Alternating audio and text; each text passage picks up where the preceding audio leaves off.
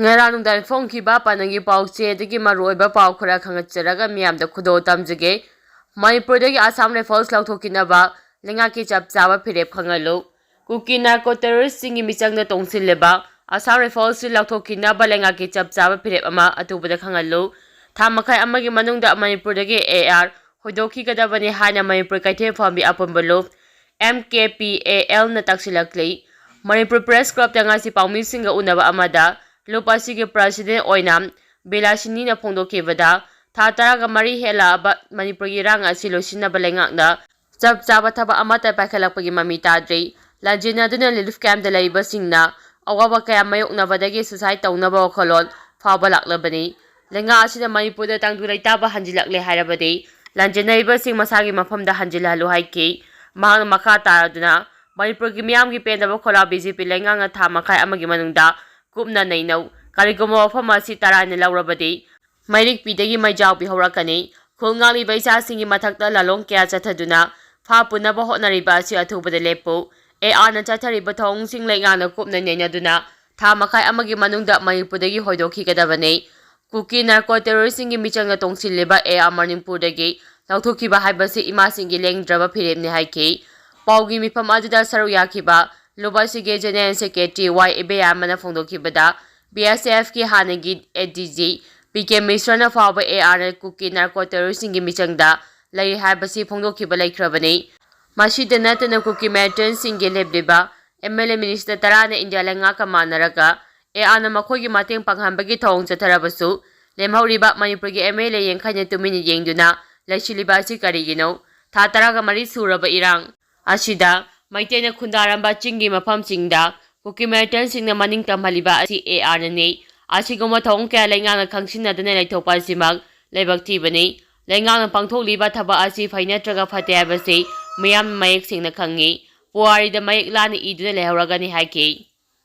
Beneficiary Singda Sing and Tokte Habo from Yumpam Yaudabani, T.I. Sanjoy, Ketrugao Kendriki MLA na Hanagi MLA Matamda, Lairamba Fair Price Top Agency Singna Takunga Taruki, Sing Sing Tokraga Beneficiary Singda Yentokte Habofam, Tamlaki Badu Yumpam Yauda Wofam Nihana Fondorakli, Sing Yanki de Hariba Matam Aduda Haki Draga, Haujita Sing Oiba Wato Amalak Laba Matamda, Aramba Opam Kia Tamlaki Basi Ikaining Nihana, Kedrigao Esigi Nauna Kalava, Fair Price Top Agency Singi Maikedi Tamlakli, Ifar Iski Purampa Tawan Tabalaikai de Laiba, Soft number 90 ki agent Thangjam Sanjoina, Paumi Singa Unaba Amada Pongdokibada, Chief Minister Amadi Mari Lenaba Minister Yauna Ifal Iski, DSO na Kano Hona Biduna Thani Pahena, Seng Pangudraba Ketrigao Gimiam da Seng Pangambangamle, Loke MLA na Mahaki Sahi Makai Sujilaklaba Fauba, Thani Pangi Seng Miam da Pida Badigi Achawa Isu Ama, Laklaba Matamasida Nauna Kalava Agent Singbo, Tonga Case Ajenaba Amadre, Drug Karbata Bayawi Haba Yauna, Arabo fo kya thamlakpa laibak chibani haiba wafam thamnaduna ACIC ki miyamna thengnarib awabasing ase lengana khangbiduna amadi matik saba agency haptuna kanglong chumna ching yemba hore makhatana su miyamgi complaint amata laitana ching yengani habo wafam phongnoki makhatara poina paujagi pause dagi maroiba pau khara khangasaraga miyamna khudo tamjige maya kaba chinjak sijinaba miyoi kungomdoi not AOC dagi sorepana fagatuna watem khrei Manipurgi manungda khwaidagi region area ama oina miyamna hangoinariba awang AOC dagi tunga ba miyoi kunghomdoirom aina tingkraba lala harup Socialist Liberation Party sorepagi anti-drug task force na phagalaba matungda watem khrei loina makhoiba pamisingi mamangda puthokuna wafang kya phongdokhrei sorepagi anti-drug task force na phagalaba miyoi kunghomdoi adu nga numitang Thawa district ki mafam amada pamisingi mamangda Putokuna watembagi tharum aduga mari lenina surepagi machin japa amanahai maya kaba chinjaki mayokta sahi kyagi mamangdagi lamdamasigi imasing amadi miyamna ihau kya hauduna lakli imasingna kana laujarabasu drug lalombasinga imasingi kholau asita sinadana usinadana lakli drug lalombasinga sina lamdamasigi nahasingbu hena paktaknana drug pijadina khunaya sibu muthanaba hotnabada chaung thaudang lawri Maya kaba sinjaktagi mama pa oiba kayagi physical oiba amadi khun ayasigi tungi yumbiral singbo kalo haiba miyawgi wakal kya lakpadagi ningba kairaba khunai asigi damak sorepana drug थिंबगी थबक असी चथनबा फिरेप लौरकपनि मखा तानासु drug थिंबगी खोंजंग असी चथखिगदि हाइदुनासु मियामना महौसागुम mateang pangbuyo haina phongdoki phagalaba miyo kungohumdoi adu media gi mamangda putoktuna makhoina tawriba aramba thabaksing adu amuhana tawroro haba wafamsing thambaga loina